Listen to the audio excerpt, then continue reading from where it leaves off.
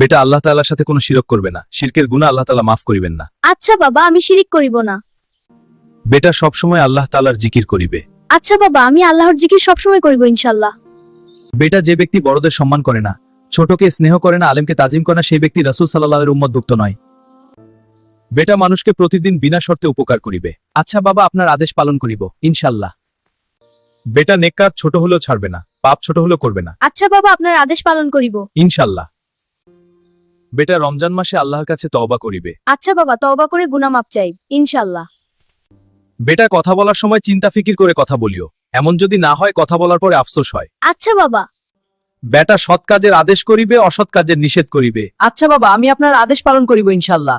আচ্ছা বাবা, আমি যদি সময়ের প্রতি লক্ষ্য রাখিয়া 5 ওয়াক্ত নামাজ আদায় করি। বেটা আল্লাহ তাআলা 50 ওয়াক্ত নামাজের সওয়াব দান করিবেন। আচ্ছা বাবা, আমি যদি রোজাদারকে ইফতারি করাই। বেটা তুমি একটি রোজার সওয়াব পাবে এবং জাহান্নাম হতে মুক্তি পাবে ইনশাআল্লাহ। বেটা তুমি সময় মতো নামাজ পড়িও। আচ্ছা বাবা, আমি সময় মতো নামাজ আদায় করি। চলেন বাবা, মসজিদে যাই। ভুল করা অপরাধ নয়, ভুল থেকে না শেখাই আসল ব্যর্থতা। যে নিজেকে বদলাতে পারে সে নিজের ভাগ্যও বদলাতে পারে। রাগের সিদ্ধান্ত প্রায় জীবনের ক্ষতি ডেকে আনে। সৎ মানুষ হয়তো ধীরে চলে, কিন্তু অনেক দূর যায়। এমন ধরনের শিক্ষামূলক স্ট্যাটাস পেতে চ্যানেলটি সাবস্ক্রাইব, শেয়ার, কমেন্ট করে সঙ্গে থাকুন। ধন্যবাদ।